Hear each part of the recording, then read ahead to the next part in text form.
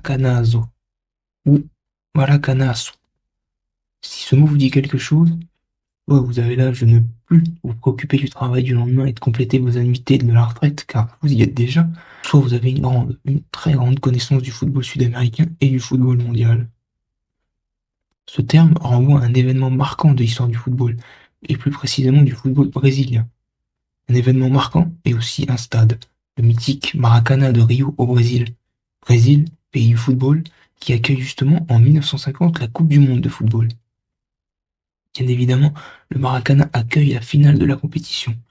Bien évidemment, le Brésil est en finale, même si, en 1950, la Seleção n'est pas encore le Brésil, et son aura actuelle.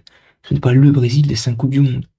En 1950, le Brésil n'en a toujours pas dans son musée. Lors de cette finale, le Brésil mène 1-0 contre l'ennemi uruguayen. Pourtant, les locaux se font remonter pour une finale 2-1. Le Brésil devra attendre, tandis que l'Uruguay rajoute une étoile à son maillot, la deuxième. Une défaite lourde devant 200 000 spectateurs. Oui, 200 000. Un record qui n'a officiellement jamais été égalé dans l'histoire du football. Une humiliation. Le pays du foot qui se verra associé à jamais ce record d'affluence à une défaite à domicile dans sa Coupe du Monde. Un maracanazo, à jamais, une tragédie brésilienne, un traumatisme. Nelson Rodrigues, un célèbre journaliste et écrivain brésilien, ira même jusqu'à décrire cet événement comme l'Hiroshima du Brésil. Notre catastrophe, notre Hiroshima, et la défaite contre l'Uruguay en 1950. Alors, il faut oublier. Et les livres d'histoire du football parlent peu de cette tragédie.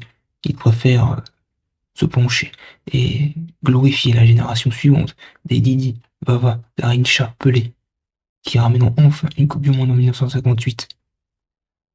Alors, il faut aussi des fautifs, comme Moacir Barbosa, le meilleur gardien de la compétition. Pas forcément coupable sur le second but de l'Uruguay, mais il faut des fautifs. Barbosa raconta même que 20 ans plus tard, dans un magasin, une mère l'a montré du doigt en parlant à son fils, pour dire: regarde, cet homme, c'est lui qui a fait pleurer le Brésil tout entier. Alors il faut aussi se relever, et c'est ce que le Brésil va faire, avec 5 Coupes du Monde, remportées en 1958, en 1962, 70, 94 et 2002. Remporter ces 5 Coupes du Monde pour se relever et faire oublier ce traumatisme, et faire de ce traumatisme un élément déclencheur. Jusqu'au 7-1 face à l'Allemagne en 2014. Car oui, les vieux démons finissent toujours par revenir.